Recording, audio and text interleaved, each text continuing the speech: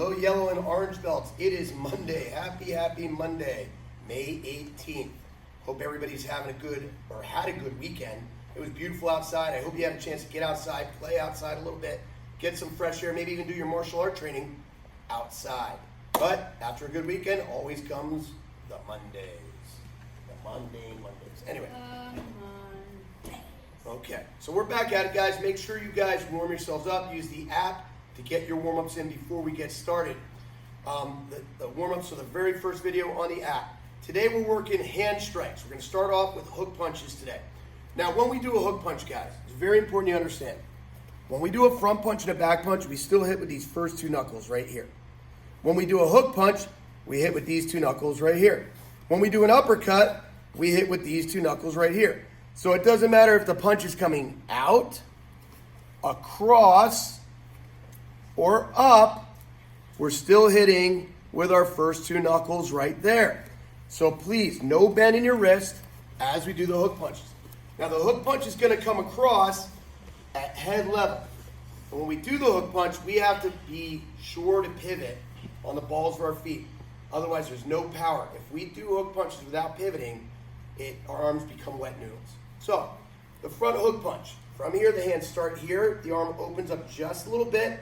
We want to make sure the elbow is the same height as the fist as it comes across the target. We don't want to dip that elbow. We want it up here, elbow high. Again, we pivot and bring it across. We have to open up just a little bit on that front one. Now, it doesn't mean we're coming out like this. Too easy to see and block. Open up just a little bit and come across. Elbow the same. Your elbow should follow your fist through space. Ready? Go. Kia. Watch the pivot. Go. Kia. Go. Kia. Please, Kia, Senpai Bailey. Go. Kia. Go. Kia. Go. Kia. Go. Kia. Back hook punch. We pivot on the ball of the back foot. Don't drop the other hand. Your head stays still. Ready? Go. Kia. Go. Kia, go, Kia, go, Kia, go, Kia. So now we're going to put together. We got our front hook punch and our back hook punch. Actually, before you do that, I want you to do 20 front hook punches, 20 back hook punches. Then we're going to put it together for a set of 20 combinations. It's going to look like this. Kia, please don't do this. Don't drop one hand to throw the other one. Focus on how my hands and Senpai's hands come right back to our faces. Go. Kia. Go. Kia. Go. Kia. So you have 20 combinations. So 20 left, 20 right, 20 combinations. Then you switch your stance. Do the same thing on the side. Pause the video. Get your reps in. All right, welcome back. Now we're going to try that on a target. We're going to take our time. We are going to be critically focus and discipline on not letting our hands go low. We want to keep them up the whole time. Watch Senpai Bailey's pivot. He's not going to go fast. 1. We're on the front hand. Go. 2. 3. 4. Don't drop the hand. Open a little bit. 5. I want you to do 20 front. Then 20 back. 1. 2. 20. Then 20 combos. 1, 2, 3. 20 combos. So 20 front, 20 back, 20 combos, then switch your stance. Take your time. Pay attention to keeping the elbow as high, not dropping the opposite hand, and pivoting on the feet. Pause the video, guys, and get your reps in. Awesome. Welcome back. So last week, guys, we started going over a lot of grappling techniques with you guys. We worked the mount, we worked the guard, we worked the elbow escape, we worked the roll reversal, we put them together, and then we even taught you a submission technique called the cross choke. If you missed any of those classes, feel free to go back to last week's classes and review. Now today we're going to give you another submission. This submission is going to be your very first armbar, yellow and orange belts. That's right, your first armbar. But it's important to know that we want to tap out early. Wherever we're doing this on, we have to be very slow. You are responsible for your partner's well-being, so be careful. So first we're going to start, Bailey's going to demonstrate it on me, and we'll practice it on our practice buddy, Uki. Okay? So right here, Senpai Bailey takes the mount. Okay, so from here, my hands are in front of me like this. Okay, they're up because I don't want him to be punching me or hitting me or whatever. From here, he's going to pin an arm down. He picks an arm, he pins it to the floor. His elbow goes into my ear. This is important here. His elbow is in my ear and it stays there. It's not going to leave there. His wrist is on top of my wrist. Sit up so they can see. He's going to slide his opposite arm under my bicep and grab the top of his own wrist.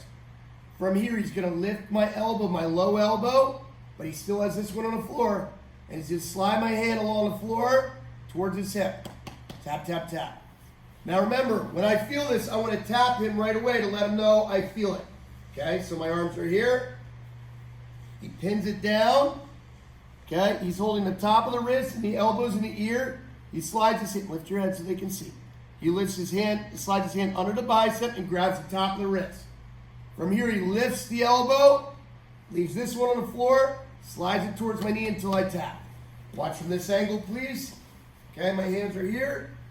He pins that arm to the floor, slides underneath the bicep, grabs the wrist, lifts the elbow, and slides. Tap, tap. Okay, that's the Americana. Pop up Senpai Bailey, please. Now we're going to demonstrate on our buddy Uki, so I can point out a few things.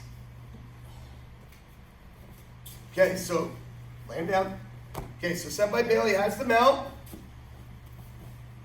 Are we too close to the camera? No, you're good, Sensei. Okay, from here, Senpai Bailey is going to attack an arm. So he's going to grab the wrist, pin it down. Please lift your head. Okay, normally we have our head down so that he can't punch us. All right, so he's pinning that down. This elbow cannot leave the floor. He slides his free hand underneath the bicep on top of the wrist. Now this is the key. He's going to lift his back elbow nice and high, but keeping the wrist and elbow pinned down. He slides this towards the knee until he taps. Turn it sideways. Same thing. Go ahead, underneath. Lifts the elbow and slides. Good.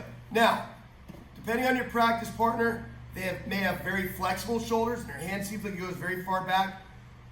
Just don't go fast, give them a chance to tap out. If your partner's like me, I have zero flexibility in my shoulders. So literally, I can't get my hand back beyond that point. So when Bailey does that, I'm tapping already. So it depends. You guys got to make sure, tap early, tap often. Okay? Thank you, Uki. That's very disrespectful of your partner. All right, guys, what I want to talk to you about today is a very important trait in a martial artist. And that trait is the ability to honor your commitments. Honoring your commitments means whatever commitment you guys make, you can make a commitment to somebody to do something.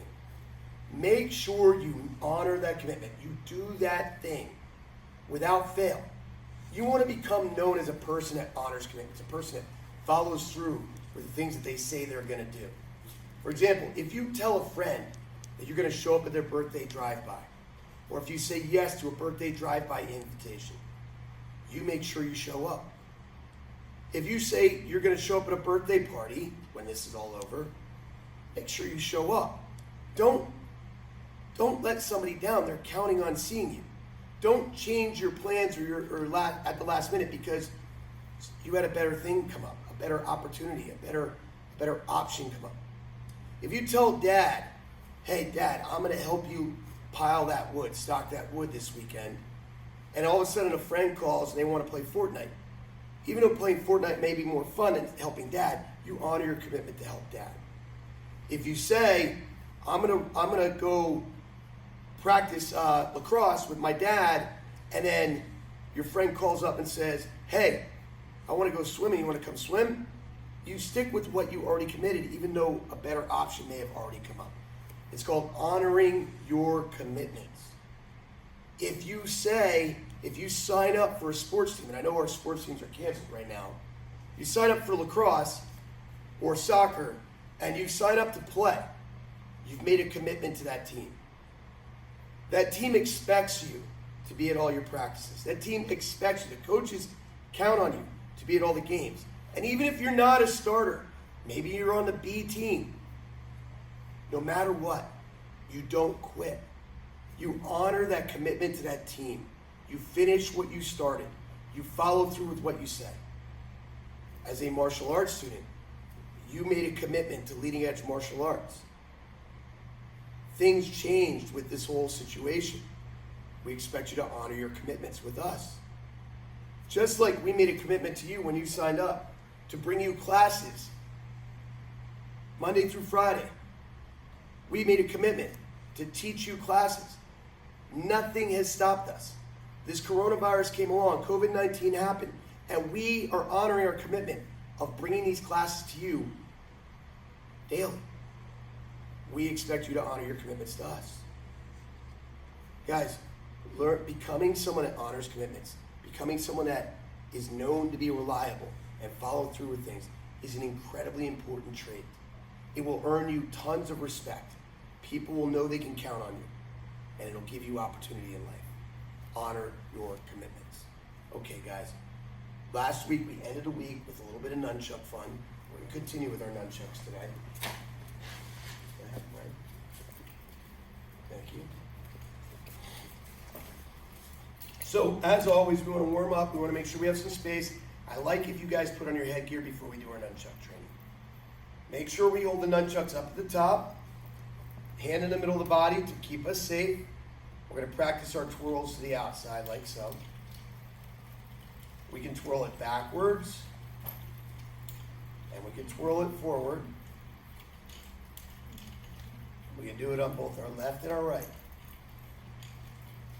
Nice and easy. Keep that hand in the middle of your chest, side by belly. And the opposite side. Forward and back.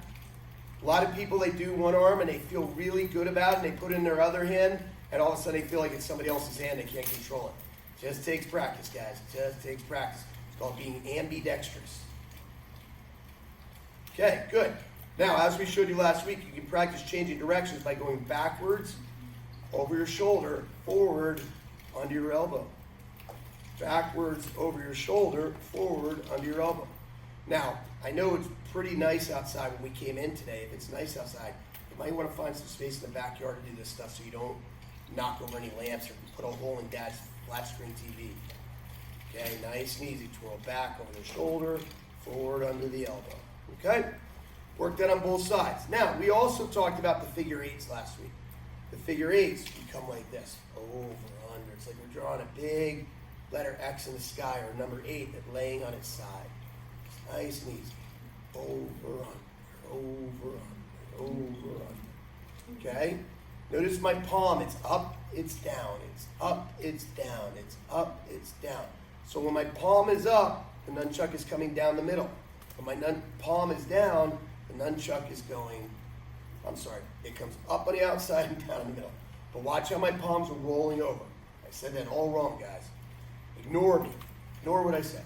Just watch though. I'm not keeping my wrist straight and doing this.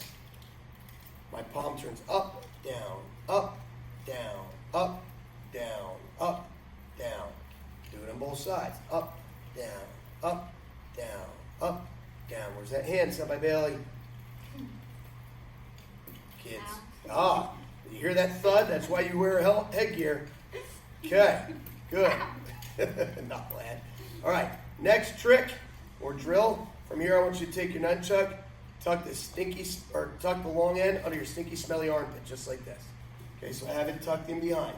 We're gonna do a forward strike, like I'm making a punching motion, straight out. So I'm gonna punch, and I want the nunchuck to kind of flip up over the top and come right back.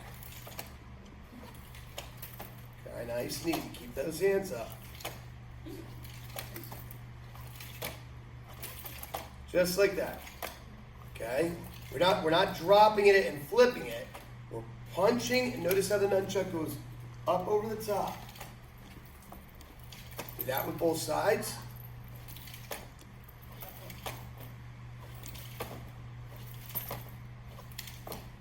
Good.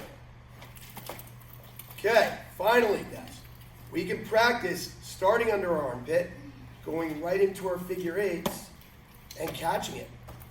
So that all came from learning that. We start here, we go into our figure eight, and catch it. Start here, go into your figure eight, catch it. Start here, go into your figure eight, and catch it. You can do that with both sides. Don't hurt yourself, Set by Bailey. Just like so. All right, guys.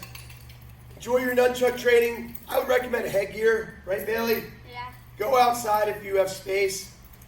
Remember, nunchucks never go to your friends' houses. They are not anything you play with around your little brother and sister. They are not toys. They are weapons, and they are dangerous, even the foam ones.